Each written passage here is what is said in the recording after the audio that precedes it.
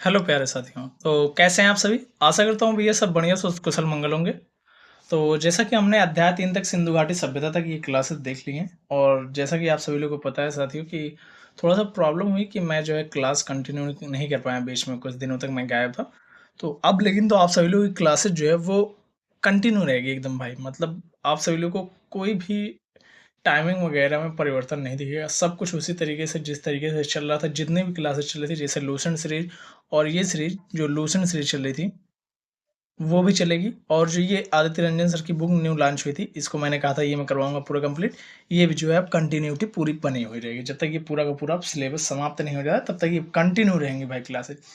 और साथ में एक सूचना और इम्पोर्टेंट सूचना है कि भाई अगर आप सभी लोग को हिंदी पढ़ना है, हिंदी मैम जो है वो क्लासेस डेली की डेली लेकर आ रही हैं। शाम में जो है उनकी क्लासेज आप सभी लोगों को जो है 4 बजे हिंदी की क्लासेज जो है वह दिख जाएंगे, ठीक है भाई। और वो भी भाई बहुत बेहतरीन तरीके से नोट्स के तरीके से, जो उनका है क्या बोलते हैं घटना चक्र की, जो समसामयिक घटना चक्र आता है उसकी जो हिंदी की नोट्स है उससे जो है पूरा का पूरा कंप्लीट करवाया जा रहा है, ठीक है। तो चलिए आज हम सभी लोग क्या देखेंगे, वैदिक काल देखेंगे। सिंधु घाटी सभ्यता हमने देख लिया था, आज हम क्या देखेंगे भैया, वैदिक काल देखेंगे, ठीक है। वैदिक काल लगभग 1500 या फिर 1200 से 600 ईसा पूर्व प्राचीन भारतीय इतिहास का एक अत्यंत महत्वपूर्ण काल है। मतलब वैदिक काल जो है वह क्या है भैया, प्राचीन इतिहास का जो है, भारतीय प्राचीन इतिहास का क्या है, अत्यंत महत्वपूर्ण काल है। जिसमें जो है भारतीय सभ्यता की शुरुआत वेदों के माध्यम से हुई। वेदों के माध्यम से क्या हुआ था, भारतीय सभ्यता की इस वैदिक काल में शुरुआत हुई थी। जो हिंदू धर्म में क्या है, सबसे प्राचीन ग्रंथ है कौन भैया, वेद। वेद क्या है भैया, सबसे प्राचीन ग्रंथ माने जाते हैं हिंदू धर्म में। इस युग की शुरुआत आर्यों के उत्तर पश्चिम भारत में आगमन और जो है बसावट से हुई थी। जैसे ये देखो भाई, क्या भाई, ये जो है, एक सेकंड भाई, थोड़ा सा मिस्टेक हो जाता है मैप में तो, ठीक है। ऐसे मान लो मैप है, रफली बना दिया हूँ भाई, ठीक है। ये पूरा का पूरा एरिया जो है हमारा मैप का हो जाता है, ठीक है। ऐसे रफली बांध लो। एक सेकंड भाई, रफली में भी इतना गलत, एक सेकंड रुक जाओ भाई।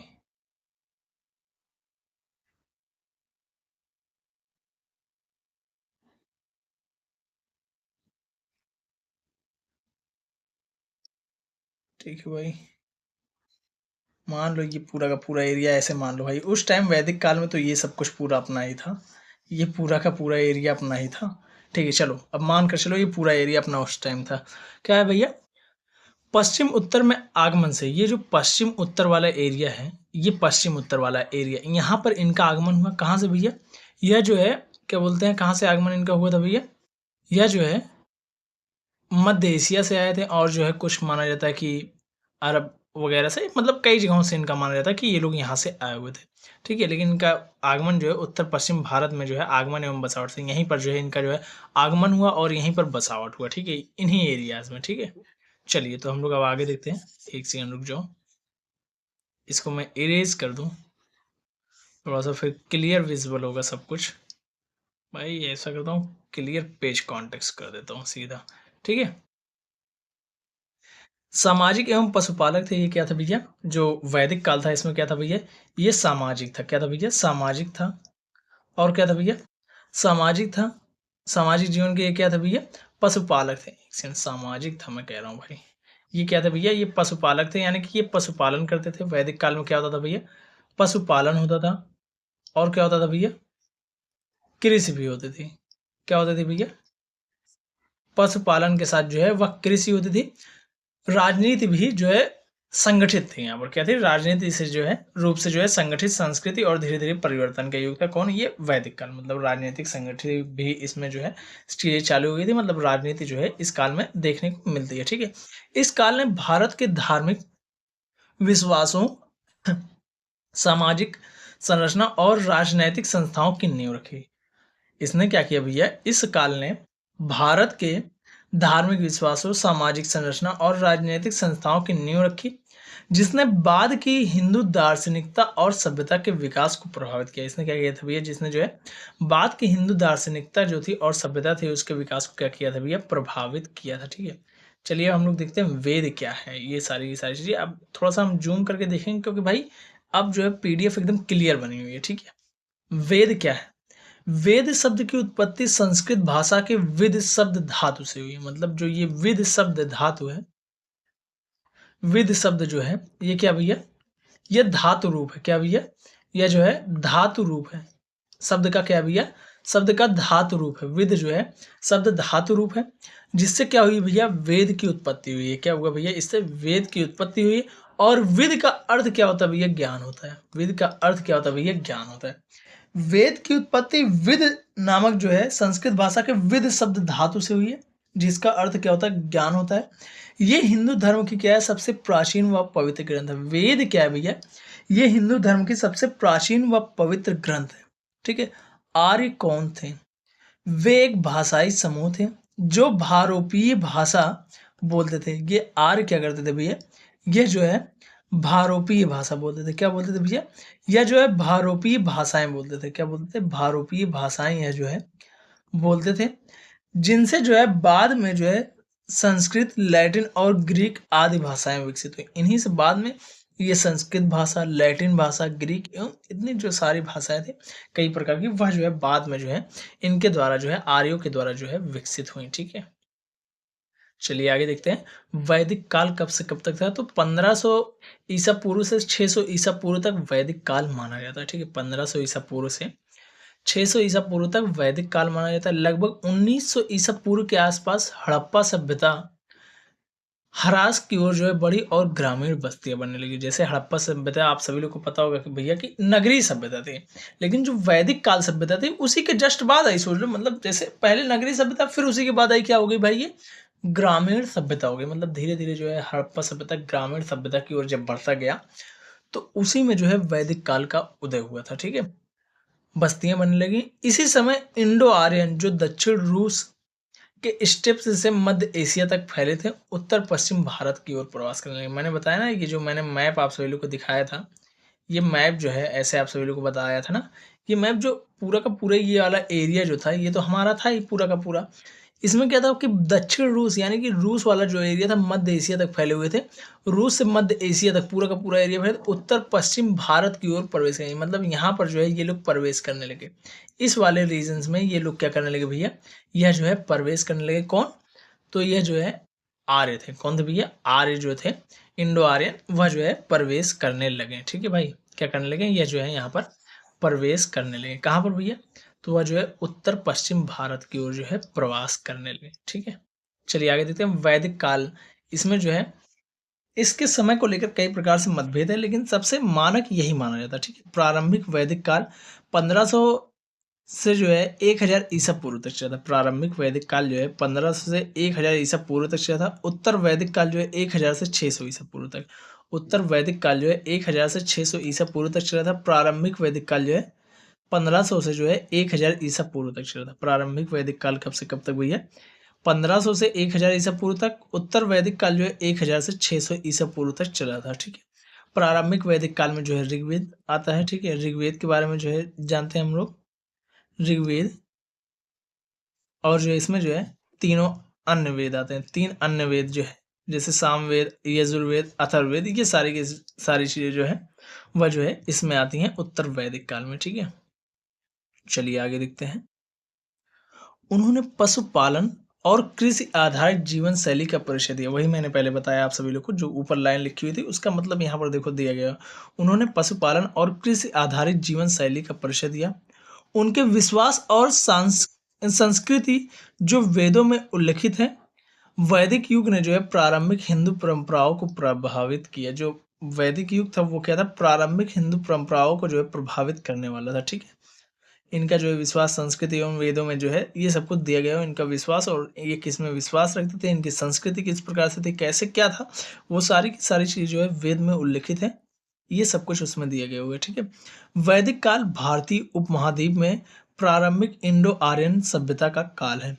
वैदिक काल जो है भैया वह भारतीय उपमहाद्वीप में प्रारंभिक इंडो आर्यन सभ्यता का काल माना जाता है। किसका काल माना जाता है, प्रारंभिक इंडो आर्यन सभ्यता का काल माना जाता है। इसे 2 भागों में बांटा गया है। प्रारंभिक वैदिक काल जो है 1500 से 1000 ईसा पूर्व तक। इसमें क्या हुआ था, प्रारंभिक वैदिक आर्य जो है सप्त सिंधु नामक क्षेत्र में रहते थे, जिसका अर्थ 7 नदियों का क्षेत्र। मतलब इसी में जो है क्या हुआ था, ऋग्वेद हुआ था। ऋग्वेद जो है इसी में जो है माना जाता है कि ऋग्वेद काल की है, ठीक है। माना जाता नहीं है भाई रियल में, ठीक है। प्रारंभिक वैदिक आर्य जो थे वह जो है सप्त सिंधु नामक क्षेत्र में रहते थे, जिसका अर्थ क्या है, 7 नदियों का क्षेत्र। वो 7 नदियां कौन कौन सी थी वो चलिए हम लोग देख लेते हैं। सातों नदियों के नाम एक ही बार में हम लोग देखेंगे। सिंधु जो है इसका नाम, आधुनिक नाम भी सिंधु है। वितिस वितस्ता वितस्ता जो है इसका वैदिक नाम था। अब इसका आधुनिक नाम क्या है, झेलम है। अस्किनी इसका नाम क्या है भैया, चिनाब है। परूसड़ी इसका नाम क्या है भैया, रावी है। विपाशा जो है इसका क्या नाम है, व्यास नदी है। सतुद्री इसका नाम क्या है, सतलज है। सरस्वती ये जो है विलुप्त हो गई। माना जाता है कि ये हरियाणा और राजस्थान में बहते थे। जो ये हरियाणा था और जो ये राजस्थान था, हरियाणा और राजस्थान इन क्षेत्रों से होकर जो है ये सरस्वती, ऐसा माना जाता है कि बहती थी। लेकिन अभी फिलहाल ये क्या हो गई है भाई, विलुप्त हो गई। सिंधु का क्या नाम था, सिंधु ही है, अभी भी है, तब भी हुई था। और झेलम का क्या नाम था, तब वितस्ता था। झेलम का नाम क्या था वैदिक काल में, वितस्ता था प्रारंभिक वैदिक काल में। और अस्किनी जो है चिनाब का नाम था। अस्किनी क्या था भैया, चिनाब का नाम था।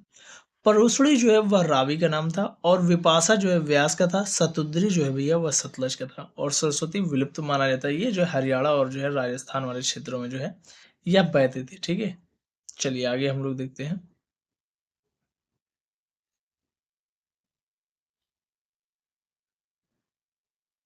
प्रारंभिक वैदिक काल में धार्मिक जीवन किस प्रकार से था, ठीक है। प्रारंभिक वैदिक काल में धार्मिक जीवन जो है वह किस प्रकार से था, ठीक है भैया। वे पृथ्वी, अग्नि, वायु, वर्षा और मारुत जैसे प्राकृतिक शक्तियों की पूजा करते थे, ठीक है।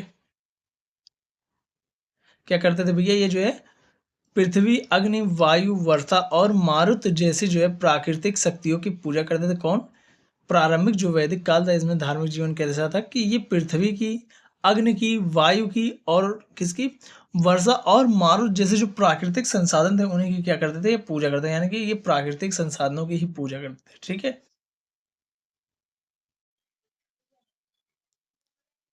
मुख्य देवता कौन कौन थे, तो इंद्र थे जिनको पुरंदर कहा था जाता था, ये सबसे लोकप्रिय थे। इंद्र जो थे भैया वो क्या था भैया, वो सबसे लोकप्रिय नेता, सॉरी नेता कह रहा हूँ भाई, देवता माने जाते थे, ठीक है। अग्नि जो कि मध्यस्थ, इनको अग्नि कहा जाता था। ये जो है मध्यस्थ के रूप में कार्य करते थे, ठीक है। अग्नि देवता जो थे ये मध्यस्थ के रूप में कार्य करते थे। इंद्र जो कि पुरंदर थे, ये सबसे लोकप्रिय नेता थे। क्या थे भैया, ये सबसे लोकप्रिय नेता थे। इंद्र को जो है पुरंदर कहा जाता है। क्या कहा जाता था भैया, पुरंदर कहा जाता है। ये काफी इंपॉर्टेंट है, इसको यहाँ पर स्टार लगा लो भाई, ये याद रखना है। इंद्र को पुरंदर कहा जाता है, ये सबसे लोकप्रिय थे।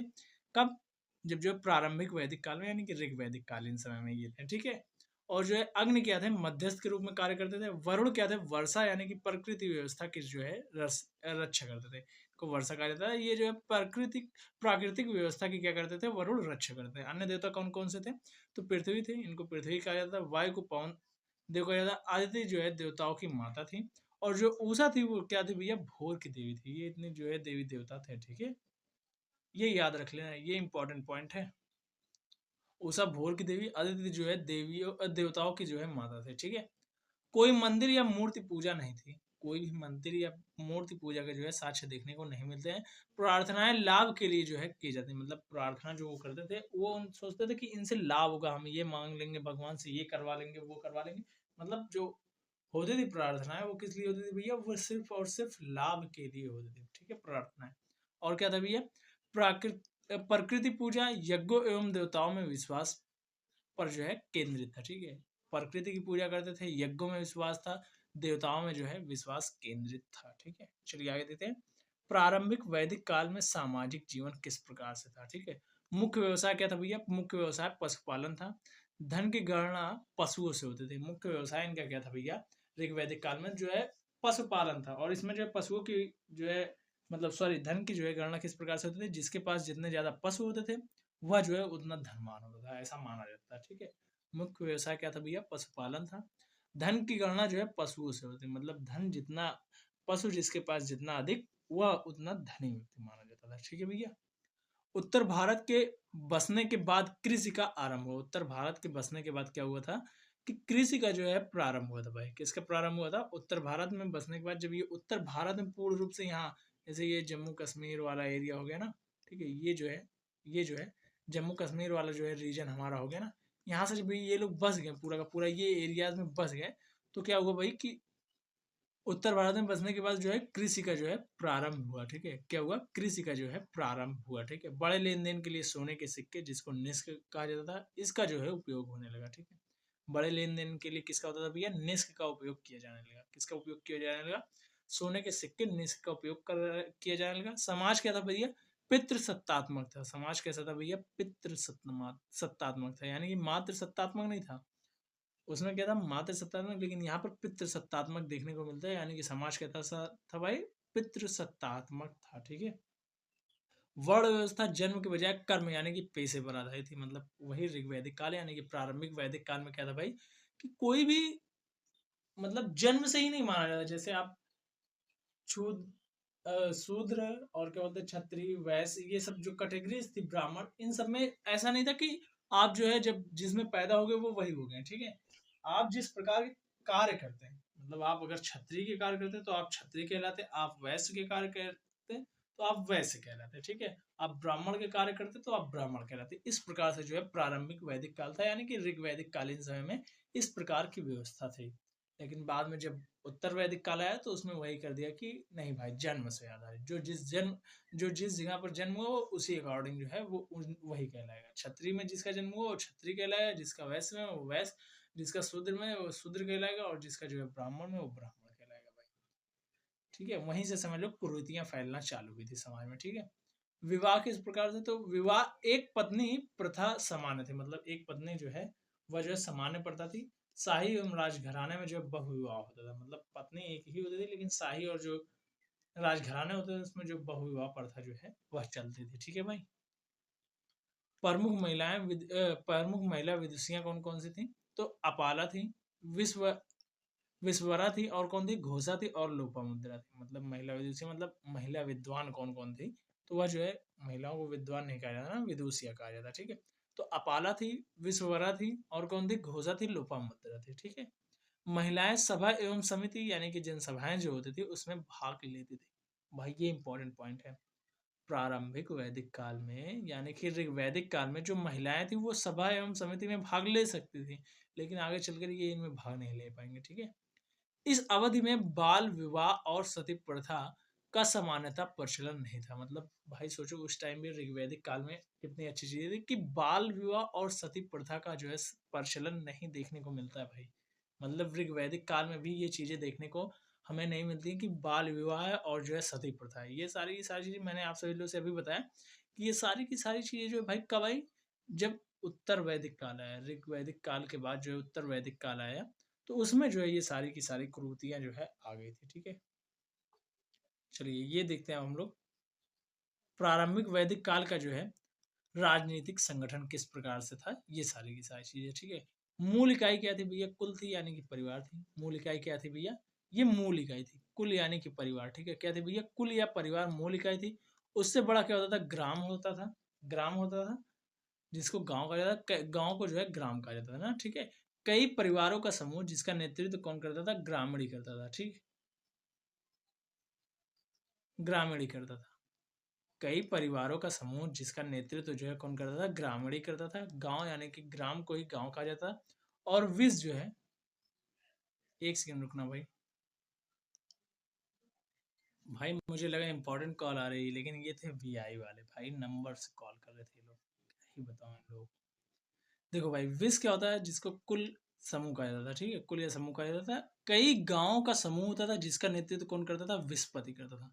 विष का नेतृत्व कौन करता था भैया, तो विस्पति करता था। कौन करता था भैया, विस्पति जो है इसका नेतृत्व करता था। और जो है ग्राम यानी कि गांव का जो है कौन करता था भैया, तो गांव का जो है नेतृत्व ग्रामीणी करता था। कौन करता था, ग्रामीणी जो है इसका नेतृत्व करता था। कौन करता था, ग्रामीणी करता था। और मूल इकाई क्या थी, कुल थी यानी कि परिवार थी। उसके बाद जो है क्या हुआ भाई, ग्राम हुआ, उससे बड़ा ग्राम हुआ, ग्राम से बड़ा जो है भाई विश्व हुआ, ग्राम से बड़ा क्या हुआ, विश्व हुआ। और विश्व से भी बड़ा क्या हुआ, जनपति हुआ। ठीक है, जन या जनपति।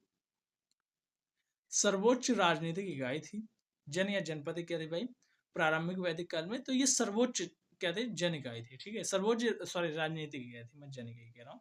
ये जो जन था या जनपति जो था वो जो है सर्वोच्च राजनीतिक इकाई था। क्या था भैया, सर्वोच्च राजनीतिक इकाई था। कब के समय में, प्रारंभिक वैदिक काल में। प्रमुख जनजातियों में जो है भारत, मत्स्य, यदु और पुरु शामिल थे। प्रमुख जनजातियों में कौन कौन थे भैया? भरत थे, और कौन था भैया? मत्स्य थे, यदु थे, और जो है पुरु जो है शामिल थे। ठीक है, चलिए। राजन यानी कि राजा को कहा जाता है राजन। राजा का पद जो है अनुवांशिक था, मतलब जैसे जब पिता होगा, पिता का पुत्र ही राजा बनेगा। ठीक है, मतलब राजा का पुत्र ही राजा बनेगा, वही चीजें थी कि अनुवांशिक था। ठीक है, जिससे जिसे जो है राजा द्वारा जो है पुरोहित या फिर पुजारी और सेनानी सैन्य प्रमुख के सहयोग से चलाया, मतलब जो राजन था वो किस प्रकार से चलाता था समाज को, तो वह जो है राजा द्वारा, जिसे जो है राजा द्वारा पुरोहित यानी कि जो पुजारी होता था, पुरोहित को पुजारी कहा जाता था। ठीक है, सॉरी, पुजारी को पुरोहित कहा जाता था। और जो सेनानी यानी कि जो सैन्य प्रमुख होता था, यानी कि सेनापति, उसी को सेनानी कहा जाता था। सैन्य प्रमुख के सहयोग से जो है पूरा समाज जो है वह चलाया जाता है। ठीक है, सभा एवं समिति किस प्रकार से थी? तो सभा जो और समिति जो है, सभा वायु वृद्धों की परिषद थी, यानी कि जो सभा था ये वृद्धों की थी। ये वृद्ध इसमें रहते थे, मतलब जो मतलब अनुभवी लोग रहते थे। ठीक है, समिति सामान्यतः जनसभा थी। राजा को जो क्या देती भैया? ये सलाह देती थी। क्या देती थी? जन समिति थी। ठीक है, इसमें जो है वायु वृद्ध की परिषद थी, और ये जो है समिति क्या थी? ये जनसभा थी। ठीक है, क्या थी? सामान्य जनसभा थी, जिसमें जो ये दोनों सभाएं क्या करती थी? राजा को सलाह देती थी कि क्या जरूरी है और क्या क्या करना चाहिए। ठीक है भाई, ये सारी की सारी चीजें।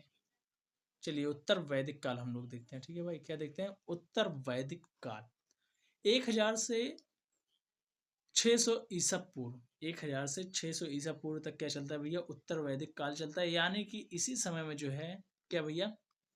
सॉरी, यजुर्वेद, यजुर्वेद, सामवेद, और कौन सा भैया? अथर्ववेद। कौन सा भैया? अथर्ववेद। अथर्ववेद, ये सारी के सारे तीनों वेद जो उत्तर वैदिक काल में ही जो है रचे गए या फिर लिखे गए, जो भी कह सकते हो। ठीक है, आर्यों ने पूर्वी गंगा मैदानों में विस्तार किया। जो आर्य थे वो ये जो गंगा वाला रीजन है, गंगा वाला, और जो है यहीं पर ये लोग जो है यहाँ सब बिहार वगैरह ये सब जो क्षेत्र थे, इन सब में जो है उत्तर प्रदेश, इन सब में जो है इनका विस्तार होने लगा। मतलब ऐसे ही गंगा नदी निकली हुई ना भाई, ऐसे ही फिर बंगाल वगैरह में जाकर जो है वो खत्म हो जाती है। ठीक है, तो यह जो है यहाँ से जो है निकल कर जो है ये लोग जो है कहाँ तक पहुंचे? पूर्वी गंगा के विस्तार यानी कि मैदान तक जो है वह पहुंचे। ठीक है भाई, कहाँ तक पहुंचे? ये जो है आर्यों ने पूर्वी गंगा के मैदान तक विस्तार किया, जैसा कि सतपथ ब्राह्मण में उल्लेख है। ये चीजें हमें कहाँ पर देखने को मिलती हैं? सतपथ ब्राह्मण में देखने को मिलती है कि आर्य जो थे वो पूर्वी गंगा के मैदानों में विस्तार किए। जनजातीय जो समूह था शक्तिशाली राज्य में विकसित हो गए। जो जनजातीय समूह थे, जैसे जो अभी हम लोगों ने ऊपर बोला मत्स्य था, और भी जो चीजें थी, पुरु थे, कुरु थे, ये सारी की सारी जो है क्या शक्तिशाली राज्य में विकसित हुए, जिससे जो है राजाओं का अधिकार बढ़ा। मतलब जो राजा थे उनका अधिकार इस प्रकार से जो है देखने को हमें मिल जाता कि बढ़ गया था। ठीक है, जन यानी कि जनजातियां मिलकर जनपद यानी कि क्षेत्रीय राज्य, और राष्ट्र यानी कि राज्य बनाई। मतलब अब जन से ऊपर भी क्या हो गया? जन हो गया, जन के ऊपर जो है जनपद हो गया, जनपद हो गया, जनपद से भी ऊपर क्या हो गया भैया? राष्ट्र हो गया। ठीक है, जनपद से भी बड़ा क्या हो गया? राष्ट्र हो गया। मतलब जन तक हमने देखा था, जन से ऊपर क्या हो गया भैया? जनपद हो गया, जनपद से ऊपर क्या हो गया? राष्ट्र हो गया। ये चीजें जो है देखने को अब मिलने लगी। ठीक है, हमें राज्याभिषेक, राजा की अभिषेक समारोह होता था, जो उसी को राज्याभिषेक कहा जाता है। जैसे अनुष्ठानों का उपयोग राजतंत्र को मजबूत करने के लिए किया जाता था।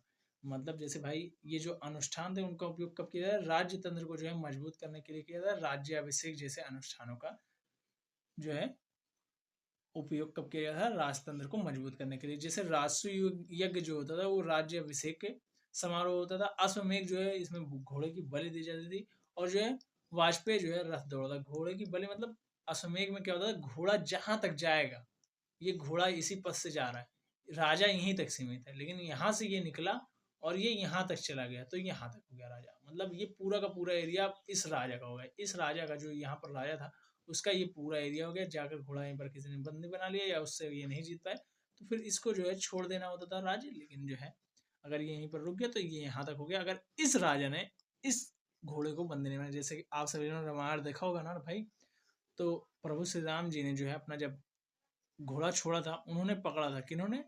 उनके पुत्र जो लव कुश जी थे, उन्होंने जो है इनका जो है घोड़े को जो है पकड़ा हुआ था। ठीक है, आप लोगों ने देखा होगा तो आप सभी लोगों को पता होगा। ठीक है, राजाओं ने जो है राज विसर्जन व अहिल्य भुनपति यानी कि पूरे पृथ्वी के स्वामी, एकराट सम्राट, एकमात्र शासक जैसी उपाधियां धारण की राजाओं ने। राजविश्वजन और जो है अहिल्य भुवनपति। अहिल्य भुवनपति का क्या मतलब होता है कि पूरे पृथ्वी का ही स्वामी भाई। राज विश्वजन और जो है यानी कि राजा पूरे विश्वजन जो था उनका जो है राज करने वाला राजा होता था। यही चीज इन्होंने जो है धारण किया। किन राजाओं ने जो उस टाइम राजा हुआ करते थे उन्होंने जो है राज विश्वजन और अहिल्य भुवनपति यानी कि पूरे पृथ्वी की स्वामी और जो है एकराट सम्राट, एकराट जैसे सम्राट जैसे उपाधियां धारण की। ठीक है, चलिए आगे देखते हैं। सभा एवं समिति का महत्व कम हो गया। मतलब सभा एवं समिति का महत्व कम हो गया। जैसे जो समिति होती थी आप सभी लोगों को पता है, आम जन सामान्य जन की जो है क्या होती थी भैया, वह जो है मीटिंग होती थी एक प्रकार से, समझ लो कि उसमें जो है आम जन जो है सुझाव देते थे कि इस प्रकार से होनी चाहिए ये चीजें। और सभा जो है उसमें भी ये भी होता था कि जो एजेंट या फिर जो वयोवृद्ध लोग थे वो समय मतलब देते थे, उपाय बताते थे कि इस प्रकार से जो है समाज खुश रहेगा, ये होना चाहिए समाज में ये तकलीफें हैं, ये दिक्कत है, हमें ये अपने राज्य के लिए करना चाहिए। उनका महत्व जो है धीरे धीरे भाई कम हो गया। ठीक है, लोहे का व्यापक हो गया। लोहे का जो है व्यापक हुआ, इस कारण से यहाँ पर देखने को आप सभी को मिलेगा युद्ध वगैरह भी ज्यादा आप सभी को देखने मिलेंगे। ठीक है, कृषि मुख्य व्यवसाय था। ये जो है कृषि इसका क्या था भैया, मुख्य व्यवसाय था। जौ, धान और गेहूं की खेती होती थी। किसकी होती थी भैया, जौ की खेती होती थी, धान की खेती होती थी और गेहूं की खेती बहुत अच्छे रूप से होती थी। ठीक है, कृषि का मुख्य व्यवसाय क्या था, जौ था, धान था और गेहूं था। ठीक है, कब, उत्तर वैदिक काल में। ठीक है भाई, कब भैया, उत्तर वैदिक काल में। ठीक है, निष्क और जो है सतनाम के साथ साथ कृष्णल चांदी के सिक्कों की शुरुआत हुई। निष्क जो सिक्के थे और सतनाम थे उनके साथ साथ जो है किसकी शुरुआत हुई भाई, कृष्णल चांदी के सिक्कों की शुरुआत हुई। किस सिक्कों के, कृष्णल, ये याद रख लेना भाई। निष्क, निष्क अभी आप सब लोगों को बताया था मैंने पहले। ठीक है, और सतनाम, इनके साथ साथ क्या हुआ था भाई कि कृष्णल जो चांदी के सिक्के थे इसकी भी शुरुआत हुई। ठीक है, उत्तर वैदिक काल में सामाजिक जीवन किस प्रकार से था। अभी तक हमने वैदिक काल में देखा, मतलब प्रारंभिक वैदिक काल में जिसमें जो है ऋग्वेद वगैरह हुई थी। तो अब इसमें जो है अथर्ववेद, सामवेद, यजुर्वेद जिसमें हुआ था उत्तर वैदिक काल में इसकी रचना हुई थी। उस टाइम समाज किस प्रकार से था। ठीक है, समाज कैसा था, किस प्रकार से लोग चलते थे, मतलब सारी की सारी चीजें इसमें दी हुई थी। ठीक है, ब्राह्मण और क्षत्रिय को विशेषाधिकार प्राप्त थे। भाई ब्राह्मण जो थे और क्षत्रिय जो थे इनको विशेषाधिकार प्राप्त थे जो वैश्य और शूद्रों को नहीं मिले हैं। जो वैश्य और शूद्रों को नहीं मिले हुए वही चीजें आज भी देख लो कहीं कहीं समाज में देखने को मिल जाती हैं अभी भी। सिर्फ ये जो है कहने की चीजें हैं कि नहीं है, लेकिन भाई देखने को मिल जाती हैं ये भी चीजें। ठीक है, आप सभी लोग की एक छोटा सा मेरी तरफ से मतलब एक बुक है, मुझे बुक का नाम तो क्लियरली याद नहीं है, लेकिन एक छोटी सी लाइन है। एकांत में रोता हुआ पुरुष, आप लोगों ने देखा होगा इंस्टाग्राम वगैरह पे ये चीजें देखी होंगी। एकांत में रोता हुआ पुरुष क्या सोचता है, चलिए वो थोड़ा सा हम जानते हैं। मतलब एक मोटिवेशन के रूप में इसको थोड़ा सा लेना। पुरुष हमेशा पीछे रहे, पुरुष हमेशा पीछे रहे अपने पिता को गले लगाने में। अपने पिता को गले लगाने में पुरुष हमेशा पीछे रहे। माँ की गोद में पुरुष हमेशा पीछे रहे। सर रख पाने में, सर रख पाने में, माँ की गोद में सर रख पाने में, अपने पिता को गले लगाने में और पसंदीदा स्त्री से, और अपनी पसंदीदा स्त्री से प्यार जताने में पुरुष हमेशा पीछे रहे। अपने पिता को गले लगाने में, माँ की गोद में सर रख पाने में और अपनी पसंदीदा स्त्री से प्यार जताने में पुरुष हमेशा पीछे रहेंगे।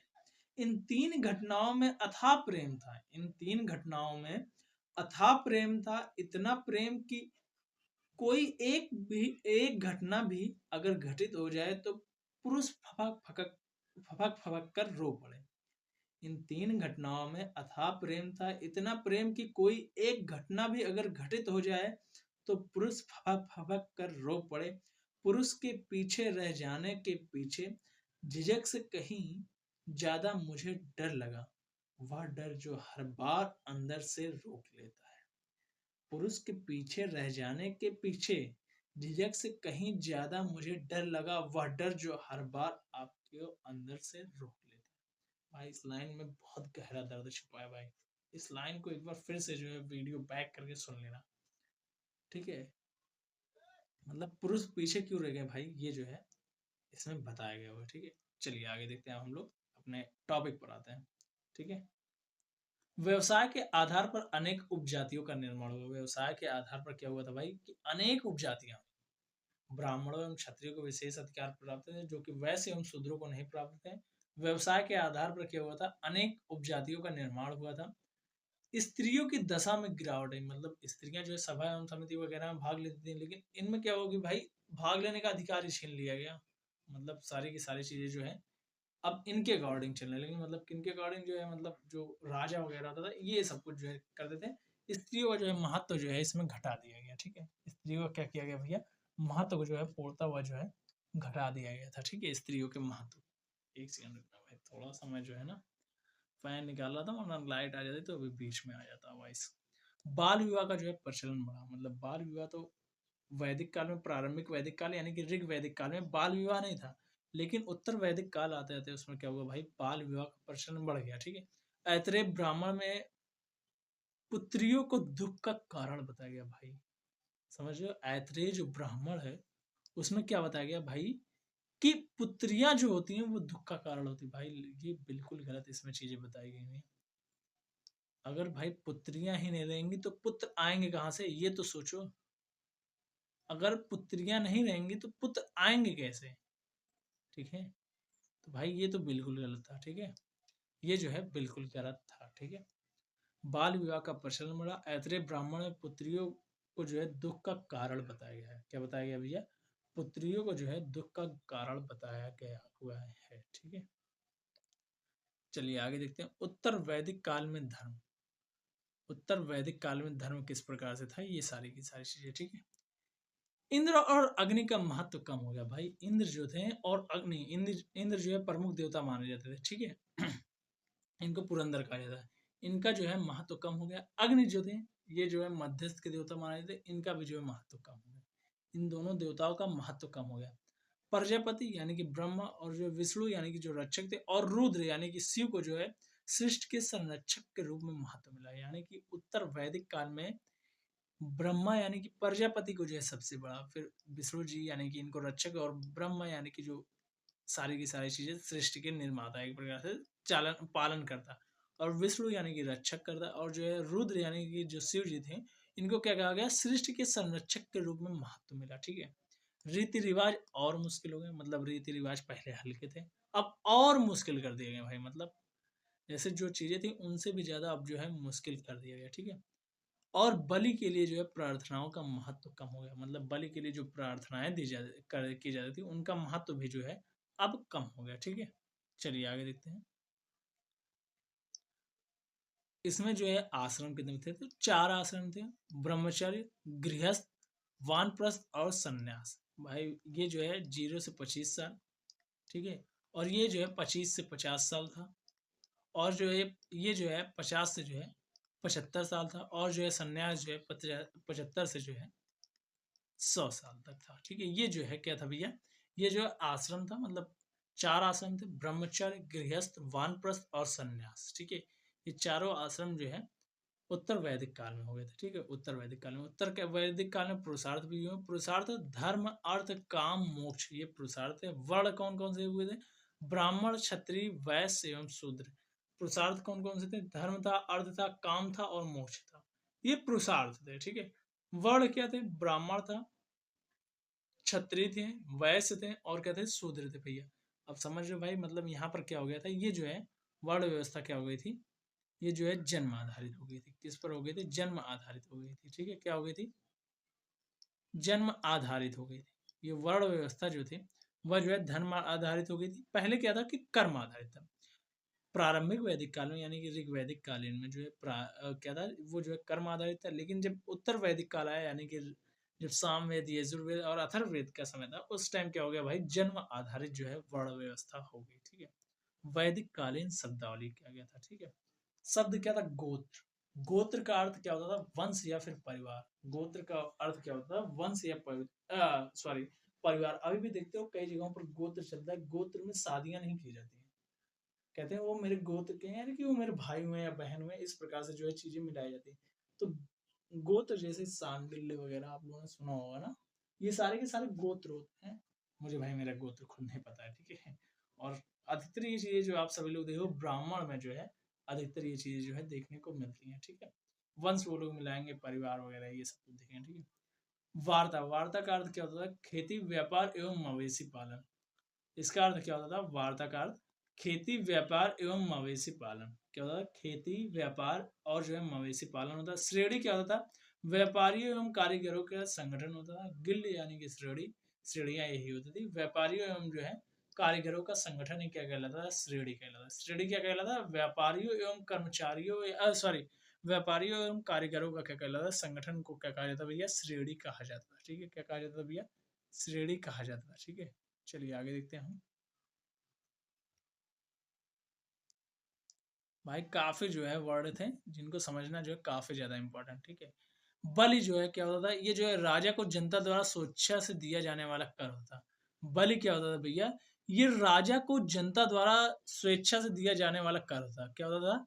बलि राजा को जनता द्वारा दिया जाने वाला स्वेच्छा से कर होता। बलि जो देते थे वो राजा को जनता देती थी, स्वेच्छा मतलब स्वयं की इच्छा से देने वाला कर क्या होता था?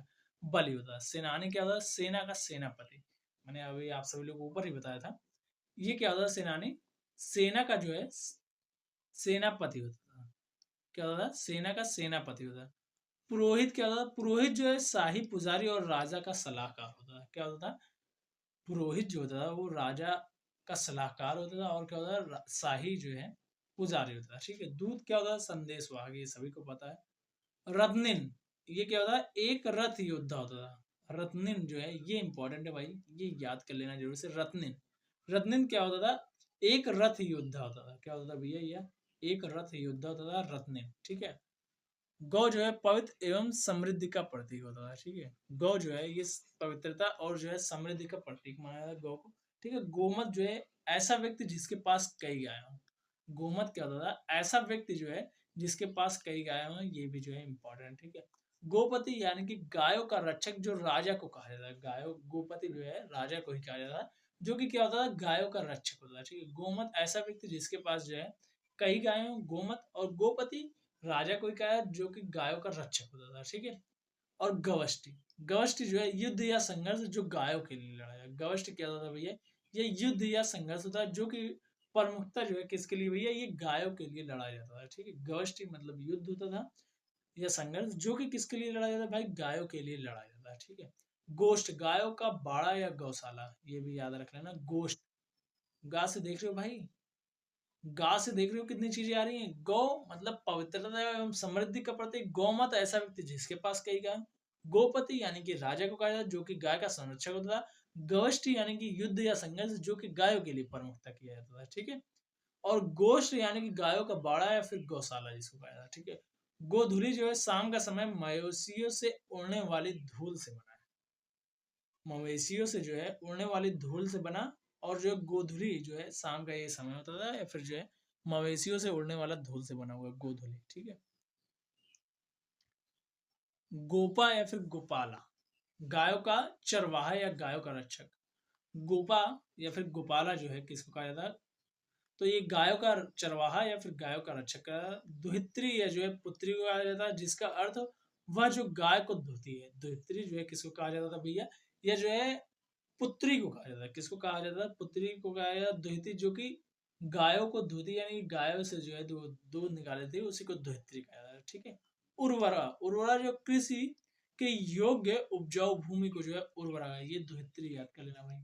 और ये गोपा भी इंपॉर्टेंट है। गोपा यानी गोपाला यानी कि जिसको जो है गायों का चरवाहा को क्या कहा जाता है? गोपा या फिर गोपाला कहा। और दुहित्री जो होता है ये पुत्री, जिसका अर्थ है जो गाय का जो है दूध दूती है। पुत्री जिसका अर्थ है, दुहित्री क्या होता है? पुत्री जिसका अर्थ है वह जो गाय का दूध दूहती है, ठीक है। उर्वरा कृषि की योग्य उपजाऊ भूमि। उर्वरा क्या होता है? कृषि की योग्य जो है, योग्य जो है उपजाऊ भूमि। और कृष्ट जो है कृषि कार्य करने वाला। कृष्ट क्या कहलाता है? कृषि कार्य करने वाला। कृषि से ही भाई समझ जाओ कृषि से संबंधित यानी कृषि कार्य करने वाला। लेकिन वहां पर देखोगे जो ऑप्शन आप सभी लोग एग्जाम में मिलेगा कृषि से ही सब रिलेटेड रहेंगे, तो ये इतना याद रखना। कृष्ट मतलब कृषि कार्य करने वाला। कृष्ण मतलब कृषि कार्य करने वाला। सीता, भूमि पर हल से जुती हुई रेखा, उर्वरता और प्रजनन शक्ति का प्रतीक। सीता क्या था? भूमि पर हल से जुती हुई रेखा। सीता जी कैसे निकली थी भाई, जब भूमि पर जो है हल चलाया जा रहा था तो एक मटका जो है मिला हुआ था, उसी में से जो है सीता जी का जो है जन्म हुआ था। ठीक है, तो वही कहा गया भूमि पर हल से जुती हुई रेखा उर्वरता और जो है प्रजनन शक्ति का जो है प्रतीक बनाया सीता जी को। ठीक है, और जो है ब्रह्मी सॉरी ब्रीही, मैंने ब्रह्म कह दिया भाई। ब्रीही जो है ये जो चावल यानी कि धान को ब्रीही कहा जाता है, चावल या धान को जो ब्रीही कहा जाता है, यो जो है जौ को कहा जाता है, ये सबको पता होगा। यो जो है जौ को कहा जाता है, ब्रीही लेकिन तो याद कर लेना, ब्रीही जो है चावल या फिर धान को कहा जाता था। ठीक है, आर्यों की मातृभूमि से संबंधित मत, मतलब ये कहाँ से आए थे, ये किसने किस प्रकार से मत दिया हुआ है कि आर्य कहाँ से आए हुए थे। ठीक है भाई, आर्य कहाँ से भारत में पहुंचे। ठीक है, मध्य एशिया सिद्धांत जो ये मैक्स मुलर ने दिया था कि ये मध्य एशिया से आए थे। मैक्स मुलर ने क्या कहा था, आर्य कहाँ से आए थे भैया, तो ये मध्य एशिया से आए थे। मैक्स मुलर का क्या नाम था। सर विलियम जोन्स का क्या नाम क्या था, इन्होंने कहा कि ये यूरोपीय सिद्धांत है, मतलब कि ये यूरोप के साइड से आए हुए हैं। सर विलियम जोन्स ने किसने कहा था भैया, सर विलियम जोन्स ने कहा था ये यूरोप साइड से आए हुए हैं। ये मध्य एशिया से किसने कहा था, मैक्स मुलर ने। मैक्स मुलर ने मध्य एशिया से, सर विलियम जोन्स ने जो है कहा था ये यूरोप से आए हुए हैं। और जो बाल गंगाधर तिलक, इन्होंने क्या कहा था, ये आर्कटिक प्रदेश से आए हुए हैं। इनका सिद्धांत क्या था, आर्कटिक प्रदेश सिद्धांत, यानी कि आर्कटिक जो है प्रदेश से, यानी कि ध्रुवों से जो है इनका आगमन हुआ, किनका आर्य होगा, ये बाल गंगाधर तिलक जी कहते थे। ठीक है, तिब्बती सिद्धांत जो है ये किन्होंने दिया है, स्वामी दयानंद सरस्वती ने। स्वामी दयानंद सरस्वती जी ने क्या कहा है कि ये तिब्बत से आए हुए थे भाई। आर्य आर्य कहाँ से आए हुए थे, तिब्बत से। ये दयानंद स्वामी दयानंद सरस्वती जी का क्या नाम था। ठीक है, और सप्त सिंधु प्रदेश से ये जो है अविनाश चंद्रदास और जो है डॉक्टर संपूर्णानंद जी का क्या नाम था, किसका था भैया, अविनाश चंद्र दास और डॉक्टर संपूर्णानंद जी का क्या नाम था कि ये सप्त सिंधु प्रदेश जो है सिद्धांत ये इन्होंने ये दिया था। ठीक, वैदिक साहित्य देखो किस किस प्रकार से जो है वह बटा हुआ था। ठीक है भाई, पीडीएफ आप लोगों को एकदम बेहतरीन मिलेगी, बस इसमें थोड़ा सा मैं जूम इसलिए जूम आउट कर रहा हूँ कि आप लोगों को दिखे पूरा का पूरा। ठीक है, श्रुति ग्रंथों को ईश्वरीय ज्ञान माना जाता है जो ऋषियों द्वारा मौखिक रूप से दिए गए थे। श्रुति ग्रंथों को ईश्वरीय ज्ञान माना, मतलब ये जो है माना जाता है कि इनको ईश्वर जी दिमाग में घुसेड़ कर चले गए होंगे। ठीक है, जो ऋषियों द्वारा जो है मौखिक रूप से दिए गए हैं, जैसे 4 वेद जिसमें ऋग्वेद, यजुर्वेद, सामवेद, अथर्ववेद, ये जो है किसके द्वारा भैया, यह जो है ऋषियों के द्वारा जो है ये बताए गए हुए हैं। ठीक है भाई, ऋषियों द्वारा मौखिक रूप से दिए गए हुए हैं। ब्राह्मण, अरण्यक, उपनिषद, वेदांत और संहिता है, ये जो है मौखिक रूप से है। ठीक है, स्मृति ग्रंथ मानव द्वारा रचित है जो श्रुति पर आधारित होते हुए परंतु अधिकार के दृष्टिकोण से द्वितीय माने जाते हैं। क्या माना जाता है भैया, ये द्वितीय माना जाता है, लेकिन तो जो है ये जो है स्मृति ग्रंथ मानव द्वारा रचित जो श्रुति पर आधारित है, ये रचित है मानव द्वारा लेकिन तो रचित है। वेदांग, वेदांग जो है 6 प्रकार के होते हैं, वेदों के अंग, यानी कि वेदांग का अर्थ होता है वेदों के अंग, ये 6 हैं। शिक्षा है, शिक्षा ध्वनि विज्ञान यानी कि वेदों की जो है नाक, शिक्षा ध्वनि विज्ञान है यानी कि वेदों की नाक है। व्याकरण या वेदों का मुख माना जाता है, व्याकरण को वेदों का मुख माना जाता है। छंद वैदिक मापक यानी कि वेदों का पैर इसको माना जाता है, छंद वैदिक मापक को। ठीक है, निरुक्त व्युत्पत्ति जो है ये वेदों का क्या माना जाता है, कान माना जाता है। वेदों का क्या माना जाता है, वेदों के कान है ये। व्याकरण वेदों का मुख है, शिक्षा ध्वनि विज्ञान वेदों की नाक है, और छंद वैदिक मापक जो है वेदों का पैर है। ज्योतिष एस्ट्रोलॉजी या एस्ट्रोनॉमी इसको जो है वेदों की आंखें कहा जाता है। क्या कहा जाता है, वेदों की आंखें कहा जाता है। और कल्प कर्मकांड जो है वेदों के हाथ कहा जाता है। वेदों का हाथ किसको कहा जाता है, कल्प कर्मकांड को कहा जाता है। छंद वैदिक मापक को वेदों के जो है पैर कहा जाता है। शिक्षा ध्वनि विज्ञान को वेदों की नाक कहा जाता है। व्याकरण को वेदों का मुख कहा जाता है। निरुक्त व्युत्पत्ति को वेदों की कान कहा जाता है। ज्योतिष एस्ट्रोलॉजी एस्ट्रोनॉमी को वेदों की आंख कहा जाता है।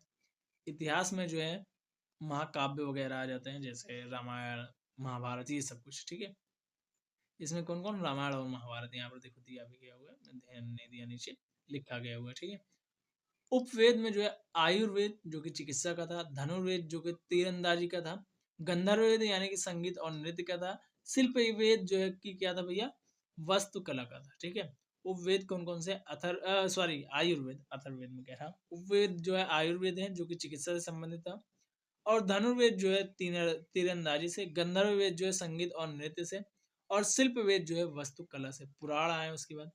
उपांग या सांड दर्शन, षड दर्शन, ठीक है, ये जो है सांख्य दर्शन, इसमें योग, न्याय, वैशेषिक, पूर्व मीमांसा, उत्तर मीमांसा, वेदांत, ठीक है। फिर तंत्र में निगम आगम, निगम और आगम जो है ये तंत्र में आए।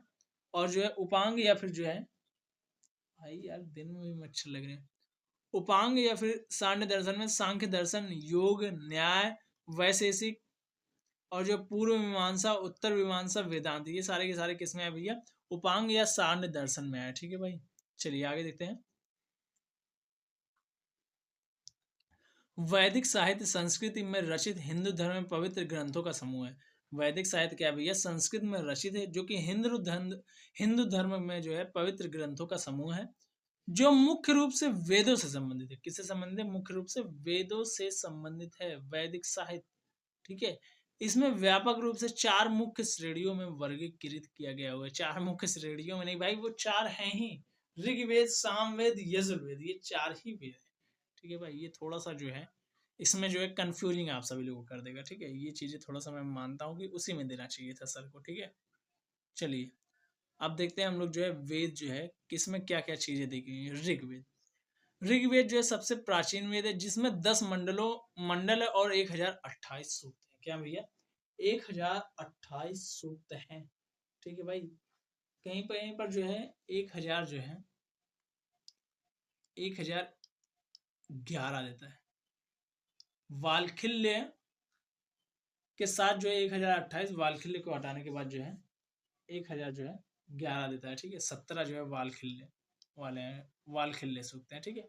उनको हटाने के बाद जो है 1011 हो जाता है। ये ऑप्शन में डिपेंड करता है, ठीक है। ऑप्शन पे इसको देख लेना, अगर 1011 दिया गया हुआ है तो वहां पर ये जो है सही हो जाएगा, ठीक है। 1028 अगर नहीं दिया गया हुआ, ठीक है।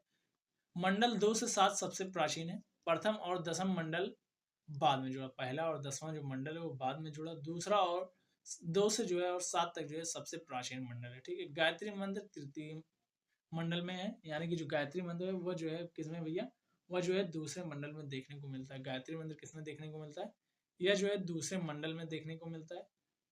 दसराग युद्ध यानी कि 10 राजाओं का जो युद्ध था, जो कि रावी नदी यानी कि पौरुषणी नदी के किनारे माना जाता है, तट पर लड़ा गया, ये 7वें मंडल में वर्णित। 7वें मंडल में क्या भैया कि युद्ध जो लड़ा था इन्होंने वह दिया गया होगा किसमें, 7वें मंडल। 7वें मंडल में युद्ध के बारे में बताया गया हो ऋग्वेद के 7वें मंडल में, ठीक है। कौन से युद्ध, दसराग युद्ध, जो कि 10 राजाओं के बीच लड़ा गया था, ठीक है। चलिए आगे देखते हैं।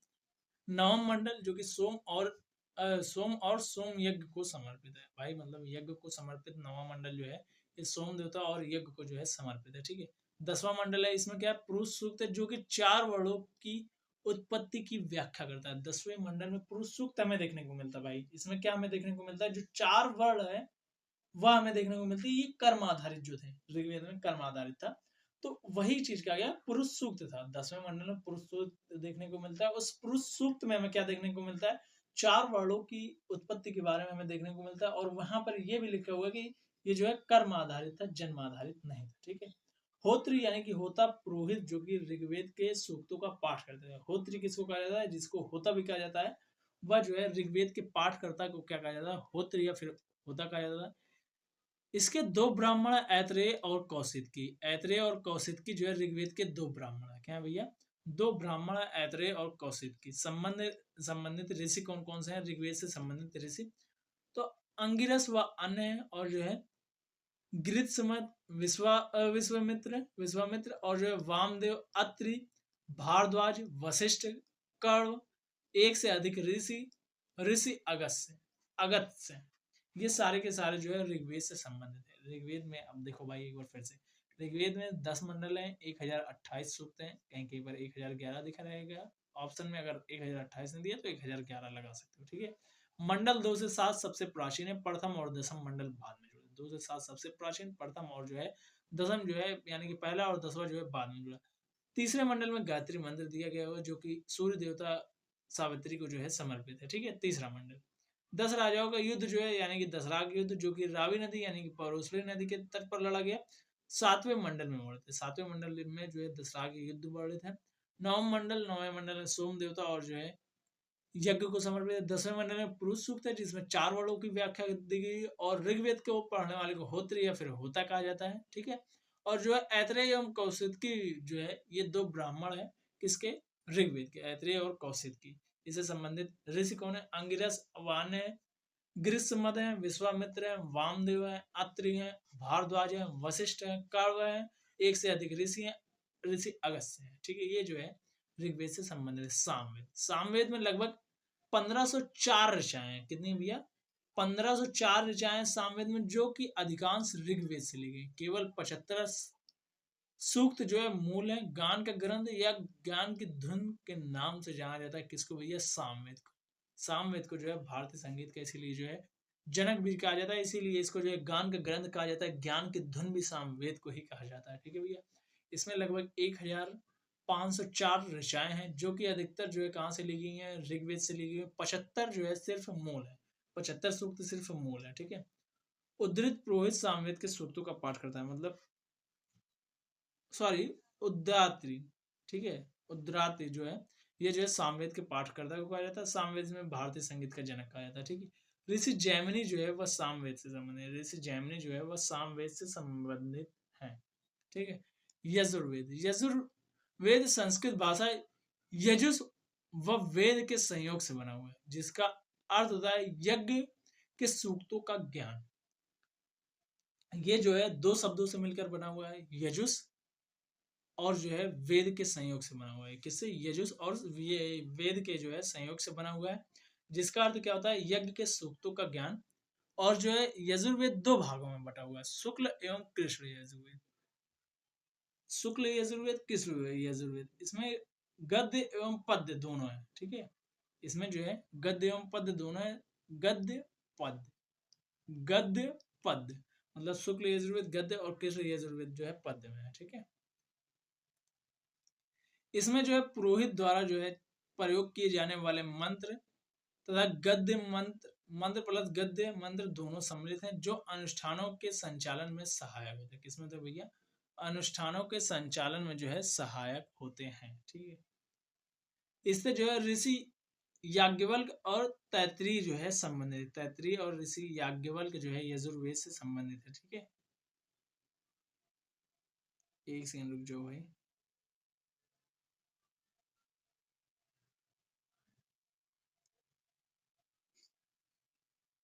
और जो यजुर्वेद है इसके पाठकर्ता को क्या कहा जाता है भैया, अथर्वणीय कहा जाता है, ठीक है। अथर्वणीय, ये लिख लेना भाई। अथर्वणीय जो है पाठकर्ता को, पाठकर्ता को कहा जाता है, ठीक है, अथर्वणीय, ठीक है। चलिए आगे देखते हैं।